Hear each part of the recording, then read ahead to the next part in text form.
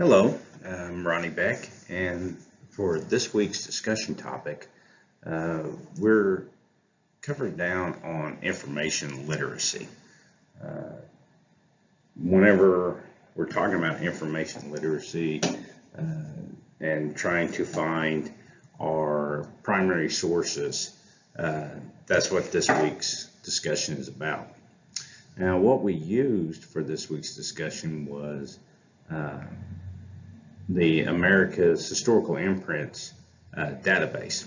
And so in order to be able to show you some of these primary sources, I did my research, and as y'all may recall, doing a lot of my research on Henry Knox. Well, Henry Knox was actually present at the Boston Massacre, and I have located and found some primary sources that I could use in a further class discussion if I was to be talking about and teaching on the subject of the Boston Massacre.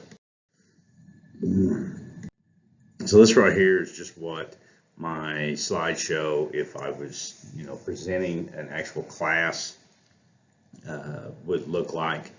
I have background of Boston Massacre and so forth, and discussing what the incident was.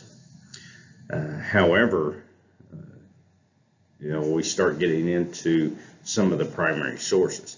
Now, actually, the primary sources that I'll be using that I got from the America's Historical Imprints database was coming from the newspapers at the time. And a direction that I might take the class would be in reference to what the media was putting out, and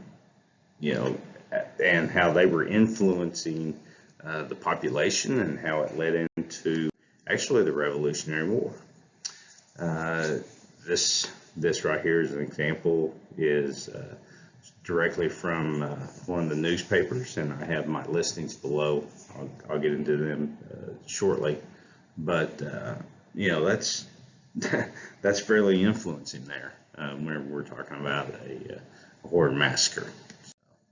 And then once again, just additional observations that came from the newspapers there at the time. So the first picture I was showing, this right here, is where I've cited the works that are here.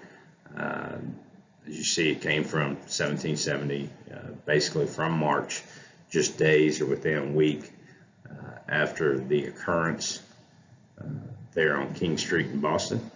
And so they're providing this account. As I mentioned, I'd be turning the class towards trying to show how the media can influence the population, and we see that quite a bit even today.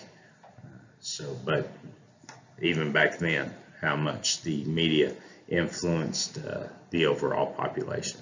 So anyway, that's just a quick down and dirty of something that I might use in using this database to find some primary sources.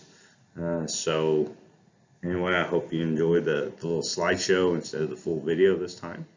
And thank you very much.